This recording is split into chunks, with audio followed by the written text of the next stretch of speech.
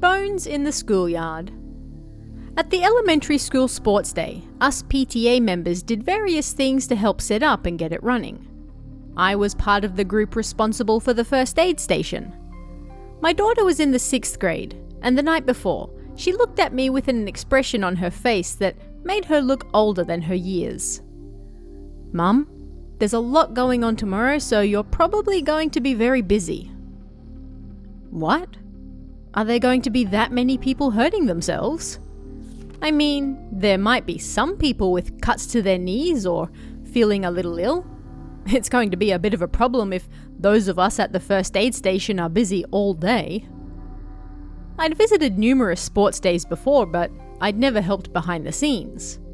Besides, if you're cheering for someone in a race and they fall over, as long as it's not your child, there's no time to worry about what happens after that, and you quickly forget about it anyway.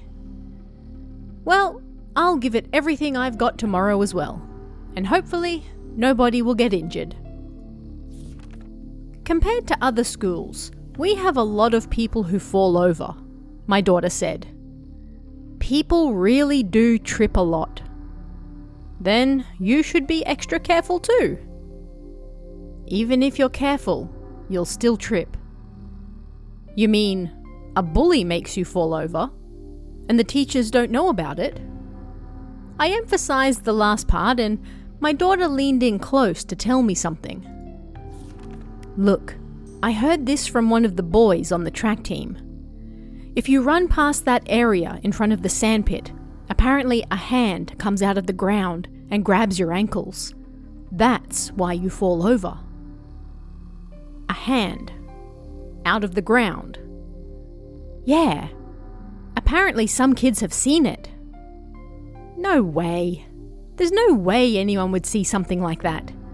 And the event takes place during the middle of the day as well. I laughed. I understood that schools always came with their own scary stories. Still, this one sounded even more fake than usual. And so, these track boys, they really do fall over a lot? Yeah, they really do. There has to be another reason for it. Maybe the way they practice is at fault. That's why I'm saying that you should watch carefully tomorrow when everyone is running. For a hand coming out of the ground, right? I said jokingly. On the day itself, the school grounds were full of music, cheers, clapping, and the enthusiasm of the children themselves. Our role as parents running the first aid station was to look for injured or sick children and to quickly take them to the nurse's office. Luckily, there were so few injuries that we were almost bored. The area before the sandpit that my daughter mentioned was just before the 3rd curve on the track. Still, there weren't that many running races, and in the morning, not a single person tripped there. The day continued on, and when it was time for the upper grades 100-meter relay in the afternoon, one student almost tripped. They staggered, but they were able to keep running and finish the race. Then, it was time for the event the entire school was most excited for. The relay that went from the 2nd graders up to the 6th graders, and then the teachers at the head.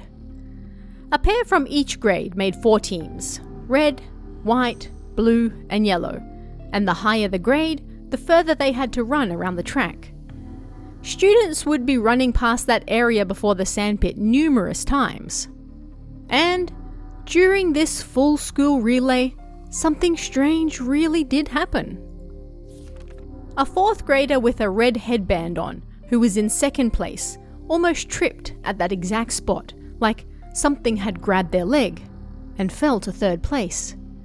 After that, a 6th grader in the blue team, who was in 2nd place, then overtook the student from the white team, who was in 1st place. I saw it happen like it was in slow motion. The student on the white team seemed to get pulled back by some unseen force, like they were running, but not moving forward.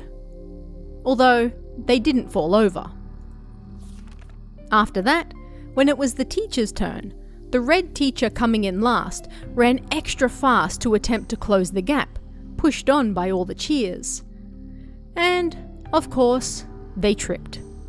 It was a spectacular fall, rolling once, then twice, then getting back up to continue running. At any rate, the sports day ended with no major injuries. And then, 2 months passed.